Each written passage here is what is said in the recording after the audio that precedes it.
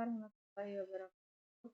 Perkenalkan, saya Octavia Lustika dengan NIM 220020 dari sesi 0127. Di sini saya akan mempresentasikan tugas akhir manajemen satuan pendidikan, yaitu meringkas buku yang diampu oleh dosen pengampu Surasi MPD dan Bapak Syaril SPD MPD.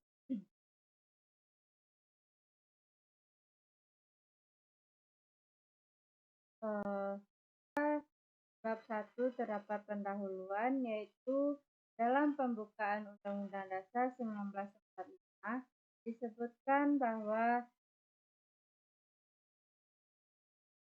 negara berkewajiban mencerdaskan kehidupan bangsa. Bab ini memuat latar belakang konseptual penerapan MBS atau madrasah di Indonesia didasarkan pada amanat Undang-Undang Dasar 1945. Pendidikan adalah instrumen penting dalam mencerdaskan kehidupan bangsa. Masalah utama pendidikan Indonesia adalah sentralisasi yang terlalu kuat, pendekatan input-output yang tidak konsisten, serta minimnya partisipasi masyarakat dalam proses pendidikan. Solusi yang ditawarkan adalah MBS, yang memberikan otonomi kepada sekolah atau madrasah dengan mengelola dan meningkatkan mutu pendidikan berdasarkan potensi lokal. Pendekatan ini diharapkan dapat menciptakan sekolah yang demokratis dan transparan dan akuntabel. Pada bab 2, yaitu konsep dasar manajemen, terdapat pengertian manajemen berbasis madrasah atau sekolah. Pengertian manajemen menurut ensiklopedia atau Komarudin 1979 menyebutkan bahwa manajemen merupakan suatu ilmu yang mempelajari usaha manusia untuk mencapai tujuan dengan bantuan sejumlah sumber dengan cara efektif dan efisien. Secara etimologi, istilah manajemen berasal dari bahasa Inggris, yaitu manajemen. Kata manajemen berasal dari kata manage yang artinya mengurus, mengatur, mengelola, atau berasal dari kata manage atau manajer yang artinya melatih kuda dalam melangkahkan kaki. Pada bab 2, yaitu terdapat konsep dasar manajemen. Pada bagian kedua, yaitu pengertian sekolah atau madrasah. Berdasarkan ketiga pengertian di atas, pengertian sekolah atau madrasah dapat diklasifikasikan menjadi 3, yaitu yang pertama, sekolah sebagai institusi atau lembaga pendidikan, merupakan sarana melakukan layanan proses pendidikan. Yang kedua, yaitu sekolah sebagai sistem, dapat diartikan sebagai sekumpulan aktivitas belajar mengajar dan pembinaan elemen-elemen kepala sekolah, guru, siswa, dan orang tua siswa yang saling berhubungan satu sama lain sehingga membentuk satu kesatuan untuk melaksanakan suatu fungsi guna mencapai tujuan. Dan yang ketiga, yaitu sekolah sebagai organisasi adalah suatu sistem mempunyai struktur dan perencanaan yang dilakukan dengan penuh kesadaran. Di dalamnya, orang-orang bekerja dan berhubungan satu sama lain dengan suatu cara yang terkoordinasi, kooperatif, dan dorongan-dorongan guna mencapai tujuan-tujuan yang telah ditentukan. Yang ketiga, yaitu pengertian manajemen berbasis madrasah atau sekolah. Strategi manajerial desentralisasi dengan otonomi sekolah, partisipasi stakeholder, dan pemberdayaan warga sekolah untuk meningkatkan mutu pendidikan. Pada bab 2, yaitu bagian kedua, yaitu terdapat sejarah perkembangan manajemen berbasis sekolah atau madrasah. Sejarah perkembangan MBS di Amerika Serikat diawali dengan perjuangan para guru untuk memperbaiki nasib. MBS berkembang sejak 1960-an di Amerika Serikat sebagai respon atas sistem pendidikan yang birokratis dan tidak efektif. Model ini kemudian diadaptasi di negara seperti Inggris, Kanada, dan Australia dengan nama yang berbeda seperti Seed-Based Management dan Cartel School. Yang ketiga yaitu tujuan manajemen berbasis madrasah atau sekolah.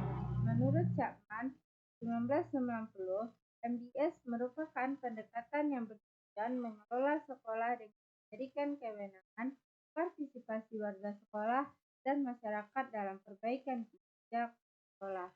Yang keempat yaitu rasionalitas penerapan manajemen berbasis madrasah atau sekolah. Sekolah mengetahui kondisi internalnya lebih baik, sehingga mampu membuat keputusan strategis untuk meningkatkan mutu pendidikan. Rasional ini diperkuat dengan prinsip efektif, efisiensi, dan akuntabilitas. Yang kelima yaitu karakteristik manajemen berbasis madrasah atau sekolah. Terdapat 3 karakteristik manajemen berbasis madrasah atau sekolah, yaitu yang pertama karakteristik output. Dalam skala yang lebih luas dapat dikatakan bahwa output sekolah atau madrasah tercermin dalam bentuk visi, misi, dan tujuan sekolah. Visi, misi, dan tujuan merupakan titik sentral dalam siklus perencanaan pengembangan sekolah. Ketiganya merefleksikan apa yang menjadi dasar keberadaan sekolah dan apa yang ingin dicapai oleh sekolah. Visi sekolah adalah representasi dan refleksi masa depan yang diinginkan sekolah atau madrasah. Visi merupakan prinsip-prinsip umum dan sumber bagi sekolah untuk merumuskan misi sekolah. Misi sekolah mempresentasikan alasan mendasar mengapa sebuah sekolah didirikan. Rumusan misi mencakup pesan-pesan pokok tentang yang pertama yaitu tujuan didirikannya sekolah, yang kedua nilai-nilai yang dianut dan melandasi pendirian dan operasionalisasi sekolah, dan yang ketiga yaitu alasan mengapa sekolah itu harus tetap dipertahankan keberadaannya. Tujuan sekolah merupakan pernyataan umum tentang tujuan pendidikan di sekolah itu. Tujuan-tujuan itu harus berkait dengan usaha mendorong pengembangan siswa baik secara intelektual, fisikal, sosial, personal, spiritual, moral, kinestetikal, maupun estetikal. Tujuan sekolah harus memberikan fokus yang jelas bagi sekolah. Tujuan sekolah harus dirumuskan dalam kerangka visi dan misi sekolah. Karakteristik yang kedua yaitu karakteristik proses. Terdapat beberapa karakteristik proses. Yang pertama yaitu efektivitas pembelajaran. Karakteristik sekolah yang menerapkan MBS atau madrasah adalah memiliki proses pembelajaran yang efektif. Proses pembelajaran yang efektif merupakan proses pembelajaran yang memiliki karakteristik, yaitu yang pertama berpusat pada siswa, yang kedua siswa sebagai subjek belajar, yang ketiga proses pembelajaran berlangsung di mana saja. Yang kedua yaitu kepemimpinan sekolah efektif. Kepemimpinan dalam perspektif manajemen MBS atau madrasah adalah kepemimpinan partisipatif dan transformatif. Dengan model kepemimpinan ini diharapkan efektivitas dan peningkatan mutu sekolah atau madrasah dapat dicapai. Yang ketiga yaitu manajemen sumber daya manusia. Kependidikan yang efektif dalam konteks organisasi sekolah, sumber daya manusia kependidikan terutama guru merupakan komponen terpenting dan vital bagi keberhasilan pelaksanaan manajemen pendidikan sekolah. Dengan demikian dapat dikatakan bahwa aktivitas manajemen sumber daya manusia kependidikan mencakup aktivitas dan upaya untuk merencanakan kebutuhan, pengadaan, seleksi, penempatan, evaluasi kinerja, kompensasi, pembinaan, dan pengembangan sumber daya manusia. keempat yaitu sekolah memiliki budaya peningkatan mutu pendidikan. Di sekolah menuntut adanya budaya mutu. Budaya mutu ini diharapkan dimiliki oleh setiap warga sekolah, baik dalam bentuk ucapan maupun tindakan. Yang kelima yaitu sekolah memiliki tim kerja yang kompak, cerdas dan dinamis. Kebersamaan merupakan karakteristik dalam manajemen peningkatan mutu berbasis sekolah, karena output pendidikan pada hakikatnya merupakan hasil kerja tim warga sekolah secara kolektif. Yang keenam yaitu sekolah memiliki kewenangan dan kemandirian. Karakteristik manajemen berbasis sekolah atau madrasah dimaksudkan agar sekolah atau memiliki kewenangan dan kemandirian untuk melakukan yang terbaik dalam meningkatkan mutu pendidikan. Yang ketujuh yaitu partisipasi warga sekolah dan masyarakat. Ada beberapa konsep partisipasi masyarakat yang dikemukakan oleh para ahli. Roger 1981 mengartikan bahwa partisipasi sebagai tingkat keterlibatan anggota sistem sosial dalam proses pengambilan keputusan. Yang kedelapan yaitu sekolah memiliki keterbukaan. Keterbukaan dalam pengelolaan sekolah merupakan karakteristik manajemen berbasis sekolah atau madrasah.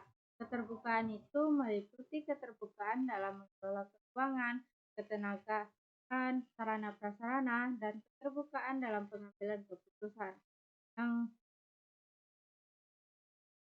Yang kesembilan yaitu sekolah melakukan evaluasi dan perbaikan secara berkelanjutan.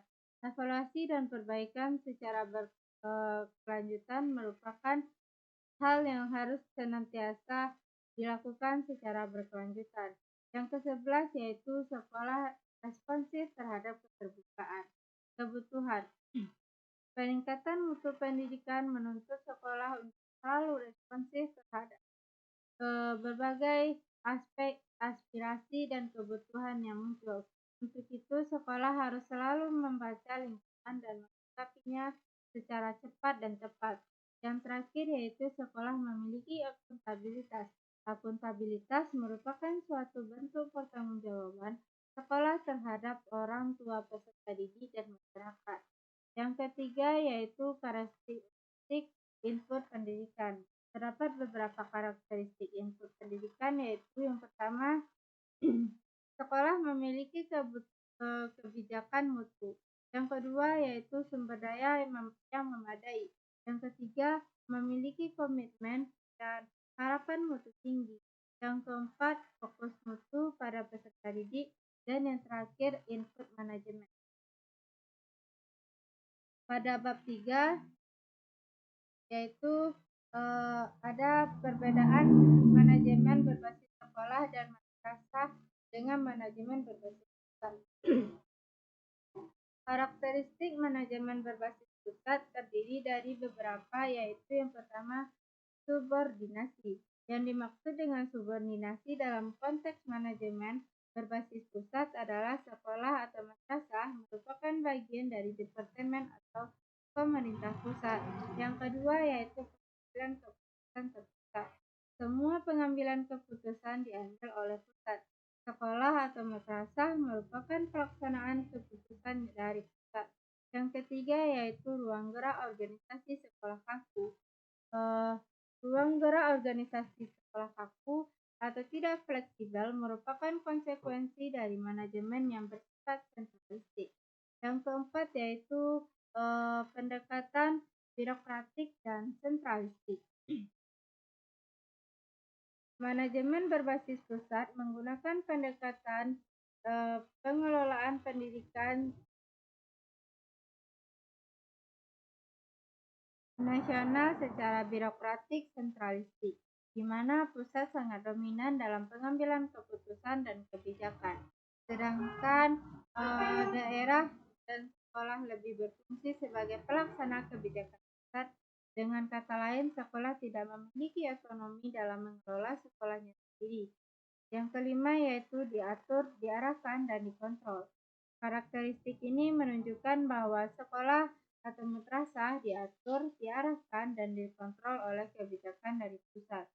Yang keenam yaitu overregulasi. Sebagai konsekuensi bahwa pusat menjadi pengambil keputusan, pengatur, dan pengontrol sekolah atau madrasah, maka pusat dituntut buat aturan-aturan yang digunakan untuk menyelenggarakan pendidikan di sekolah atau madrasah. Yang ketujuh yaitu menghindari konflik dan risiko. Paradigma manajemen berbasis pusat merujuk pada asumsi bahwa untuk mencapai tujuan organisasi harus dihindari adanya konflik dan risiko. Dengan kata lain, sekolah sedapat mungkin untuk harus meniadakan konflik karena dianggap dapat mengganggu jalannya organisasi. Yang kedelapan yaitu menghabiskan anggaran. Pengelolaan anggaran dalam manajemen berbasis pusat menganut prinsip bahwa anggaran harus habis sesuai dengan anggaran yang sudah ditetapkan. Yang kesembilan yaitu informasi terpribadi. Sebagai konsekuensi dari pendekatan sentralistik, maka setiap sistem informasi di sekolah memiliki kecenderungan yang terpusat dan bersifat pribadi. Yang ke-10 yaitu pendelegasian. Dalam konteks manajemen berbasis pusat mengandung makna penyerahan wewenang dan tanggung jawab pusat kepada sekolah sebagai pelaksana teknik dan pendidikan di lapangan. Yang terakhir yaitu organisasi hierarkis. Tokoh organisasi hierarkis adalah Max Weber tahun 1864 sampai 1920. Dalam Hanson 1996, Weber berpendapat bahwa struktur otoritas yang didasarkan pada perilaku rasional mengontrol organisasi berdasarkan pengetahuan. Yang kedua yaitu perbedaan manajemen berbasis madrasah atau sekolah dengan manajemen berbasis pusat.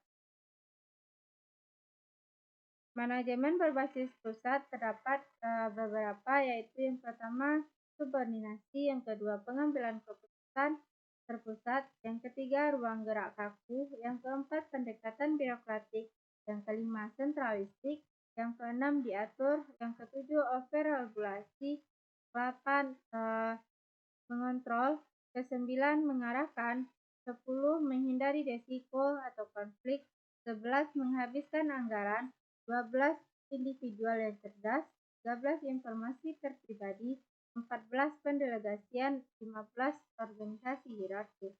Menurut manajemen berbasis sekolah atau madrasah, yaitu yang pertama otonomi, yang kedua pengambilan keputusan partisipatif, yang ketiga ruang gerak luas, yang keempat pendekatan profesional, kelima desentralistik, 6 motivasi diri, 7 deregulasi, 8 mempengaruhi, 9 memfasilitasi, 10 mengelola risiko atau konflik, yang ke-11 mengelola anggaran secara efektif, 12 tim yang cerdas, 13 informasi yang terbagi, 14 pemberdayaan, dan yang terakhir yaitu organisasi.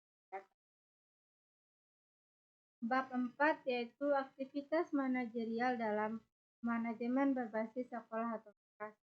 Terdapat beberapa poin diantaranya yaitu pengertian aktivitas manajerial. Aktivitas manajerial biasanya juga disebut aktivitas manajemen, fungsi-fungsi manajemen, atau proses manajemen. Aktivitas manajemen pada hakikatnya merupakan aktivitas atau proses yang dilakukan oleh seseorang manajer atau kepala sekolah dalam mengelola atau melaksanakan pekerjaan organisasi pendidikan di sekolah atau madrasah. Yang poin implementasi aktivitas manajerial dalam MTS atau madrasah. Terdapat beberapa implementasi diantaranya yaitu perencanaan atau planning. Salah satu fungsi atau proses manajemen adalah perencanaan. Setiap kegiatan perlu direncanakan agar kegiatan menjadi terarah demi mencapai tujuan. Perencanaan harus dibuat dengan sebaik-baiknya. Rencana merupakan pedoman kerja bagi para pelaksana terkait manajer maupun staf dalam melaksanakan fungsi dan tugas masing-masing. Selain itu, rencana merupakan acuan dalam upaya mengendalikan kegiatan lembaga sehingga tidak menyimpang dari pencapaian tujuan yang telah ditetapkan. Oleh karena itu, begitu pentingnya perencanaan tersebut, maka seseorang manajer harus memiliki kemampuan merencanakan program. Perencanaan pada dasarnya merupakan proses tujuan organisasi dan pemilihan tindakan masa depan untuk mencapai tujuan. Yang kedua yaitu pengorganisasian atau organizing. Pengorganisasian merupakan keseluruhan proses mengelompokkan semua tugas, tanggung jawab, wewenang, dan komponen dalam proses kerjasama sehingga tercipta suatu sistem kerja yang baik dalam rangka mencapai tujuan yang telah ditetapkan. Pengorganisasian dilakukan berdasarkan tujuan dan program kerja sebagaimana dihasilkan dalam perencanaan. Yang ketiga yaitu penggerakan atau aktivitas. Pelaksanaan perencanaan peningkatan mutu pendidikan dalam perspektif MBS atau madrasah dapat dimulai dari penggerakan atau aktivating atau pengaktifan sumber daya manusia sesuai dengan perencanaan organisasi. Dengan kata lain, penggerakan merupakan kegiatan yang dilakukan oleh pimpinan untuk membimbing, mengarahkan, dan mengatur segala kegiatan yang telah ditugaskan. Penggerakan pada dasarnya adalah menggerakkan orang-orang yang mencapai tujuan yang telah ditetapkan secara efektif dan efisien. Yang terakhir yaitu pengawasan atau controlling. Pada hakikatnya, perencanaan, pelaksanaan, dan pengawasan merupakan salah satu kesatuan tindakan. Pengawasan dibutuhkan untuk melihat sejauh mana hasil tercapai. Bab 5 yaitu kepemimpinan dalam perspektif manajemen berbasis sekolah atau madrasah. Terdapat beberapa poin diantaranya yaitu pengertian kepemimpinan. Kepemimpinan ekuivalen dengan istilah dalam bahasa Inggris yang leadership. Secara etimologis, kata leadership berasal dari kata to lead, yang artinya memimpin. Dari kata ini melahirkan kata leader, artinya pemimpin. Dan istilah leadership yang artinya kepemimpinan dapat digarisbawahi bahwa kepemimpinan pada dasarnya adalah suatu proses penggerakan, mempengaruhi dan membimbing orang lain dalam rangka untuk mencapai tujuan organisasi. Kepemimpinan pada dasarnya adalah suatu proses menggerakkan, mempengaruhi, dan membimbing orang lain dalam rangka untuk mencapai tujuan organisasi. Bagian kedua yaitu model dan gaya kepemimpinan. Terdapat beberapa model dan gaya kepemimpinan diantaranya yaitu yang pertama teori sifat atau trait approach atau teori. Teori ini didasarkan atas asumsi bahwa beberapa orang merupakan pemimpin alamiah dan dianugerahi beberapa karakter yang tidak dimiliki oleh orang lain. Pada dasarnya, teori sifat memandang bahwa keefektifan pemimpin itu bertolak dari sifat atau karakter yang dimiliki oleh seseorang. Yang kedua yaitu teori perilaku kepemimpinan atau behavior approach atau teori. Teori kepemimpinan yang berbasis pada perilaku seseorang pemimpin. Teori kepemimpinan berdasarkan pendekatan perilaku ini tidak didasarkan pada sifat atau ciri kepribadian seseorang, tapi lebih cenderung berdasarkan perilaku atau proses kepemimpinan yang ditunjukkan dalam organisasi yang dipimpin. Kualitas kepemimpinan tidak dinilai dari karakter personal, tapi lebih ditekankan pada fungsi, peranan, atau perilaku yang ditampilkan dalam kelompok. Yang ketiga yaitu teori atribusi pemimpin. Pendekatan teori kepemimpinan ini mengemukakan bahwa kepemimpinan semata-mata suatu atribusi dibuat orang tentang individu-individu lain. Yang keempat yaitu teori kepemimpinan karismatik. Pendekatan teori-teori kepemimpinan karismatik merupakan suatu pengembangan teori kepemimpinan atribusi. Teori ini mengemukakan bahwa para pengikut membuat kepemimpinan yang heroik dan luar biasa dari perilaku pemimpin. Yang kelima yaitu teori situasi. Berdasarkan teori kepemimpinan situasional yang menekankan bahwa keberhasilan kepemimpinan ditentukan oleh perilaku pemimpin dan faktor-faktor situasi organisasi seperti jenis pekerjaan, lingkungan organisasi, dan karakteristik individu yang terlibat dalam organisasi. Yang keenam yaitu teori transaksi dan transaksional dan transformasi. Kepemimpinan transformasional pertama kali digagas oleh Burns tahun 1978. Ia mendefinisikan bahwa kepemimpinan transformasional sebagai a process in which leader and followers rise on another to higher level of morality and motivation.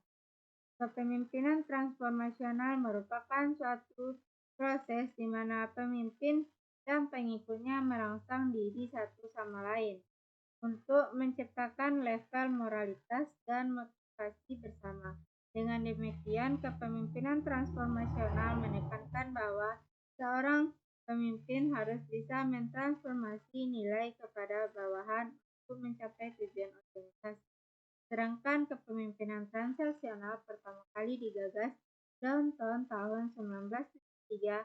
Kepemimpinan ini menekankan bahwa pentingnya renegosiasi antara pemimpin dan bawahan.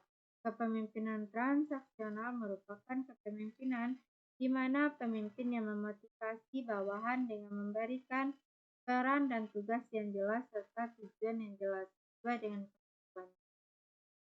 Yang ketiga yaitu kepemimpinan partisipatif dalam manajemen berbasis madrasah atau sekolah.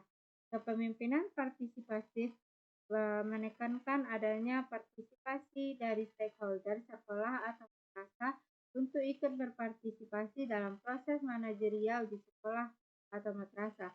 Dalam konteks kepemimpinan partisipatif yang penting, kepala sekolah atau madrasah harus bisa menampilkan peranan baik. Yang keempat yaitu tugas dan fungsi sekolah dalam menyelenggarakan MBS atau madrasah, yaitu yang pertama menyusun rencana dan program pelaksanaan MBS atau madrasah dengan melibatkan kelompok-kelompok kepentingan antara lain wakil sekolah, wakil siswa, wakil orang tua siswa, wakil organisasi profesi, wakil pemerintah, dan tokoh masyarakat. Yang kedua yaitu mengkoordinasikan dan menyerasikan segala sumber daya yang ada di sekolah dan luar sekolah untuk mencapai sasaran MBS atau madrasah yang telah ditetapkan. Yang ketiga yaitu melaksanakan program MBS atau madrasah secara efektif dan efisien dengan menerapkan prinsip-prinsip total kualitas manajemen dan pendekatan sistem. Yang keempat yaitu melaksanakan pengawasan dan pembimbingan dalam pelaksanaan MBS atau madrasah sehingga keakuratan implementasi dijamin untuk mencapai sasaran manajemen berbasis sekolah atau madrasah. Yang kelima yaitu pada setiap akhir tahun ajaran melakukan evaluasi untuk menilai tingkat ketercapaian sasaran program MBS atau madrasah yang telah ditetapkan.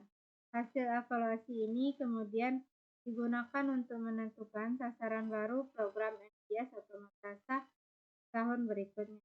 Yang keenam yaitu menyusun laporan penyelenggaraan MBS atau madrasah secara lengkap, disampaikan kepada pihak-pihak terkait, dinas pendidikan dan komite sekolah madrasah. Yang ketujuh yaitu mempertanggungjawabkan hasil penyelenggaraan MBS atau madrasah kepada pihak-pihak terkait, dinas pendidikan dan komite sekolah atau madrasah. Bab ke-6 yaitu teknik peningkatan mutu pendidikan di sekolah atau madrasah. Terdapat beberapa poin diantaranya yaitu yang pertama teknik. Uraian teknik dimaksudkan agar lebih mendalami dari makna dan tujuan yang terkandung di dalamnya, yaitu yang pertama strategi. Strategi adalah garis besar haluan bertindak untuk mencapai tujuan organisasi yang telah ditetapkan. Yang kedua yaitu pendekatan. Pendekatan merupakan cara pandang dalam bertindak. Konteks pembelajaran menyampaikan materi atau bahaya yang telah ditentukan untuk mencapai tujuan yang telah ditetapkan. Yang ketiga yaitu metode.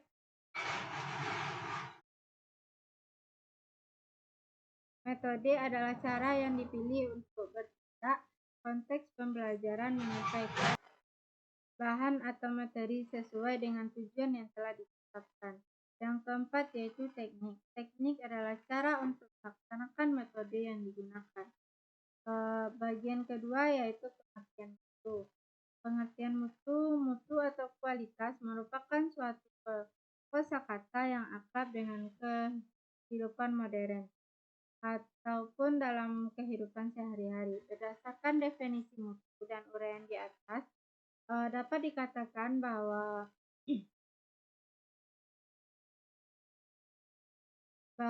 produk pendidikan sekolah adalah layanan pendidikan yang diberikan kepada siswa. Sedangkan mutu pendidikan di sekolah ditentukan oleh pelanggan pendidikan, baik pelanggan internal maupun yang ketiga yaitu teknik peningkatan mutu pendidikan.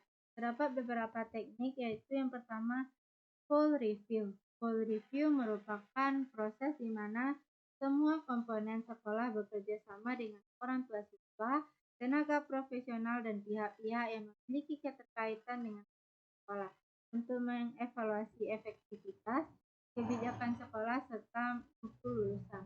Yang kedua yaitu benchmarking. Benchmarking adalah kegiatan untuk menetapkan standar dan target baik proses maupun hasil yang akan dicapai dalam periode tertentu. Yang ketiga yaitu quality assurance. Quality assurance adalah suatu teknik untuk memastikan bahwa proses pendidikan telah berjalan sebagaimana. Dengan kata lain, quality assurance bersifat proses oriented, artinya konsep ini mengandung suatu jaminan bahwa proses yang berlangsung telah berjalan sesuai dengan standar. Yang terakhir yaitu quality control. Quality control yaitu suatu sistem untuk mendeteksi terjadinya penyimpangan kualitas output yang tidak sesuai dengan standar yang ditetapkan. Jadi konsep ini berorientasi pada output dengan tujuan untuk memastikan apakah mutu output sudah sesuai dengan standar atau tidak. Oleh sebab itu, teknik quality control memerlukan adanya indikator kualitas yang pasti dan jelas sehingga dapat ditentukan penyimpangan kualitas yang terjadi. Baik, sekian pemaparan hasil ringkasan buku dari saya. Saya Kevinda Lustika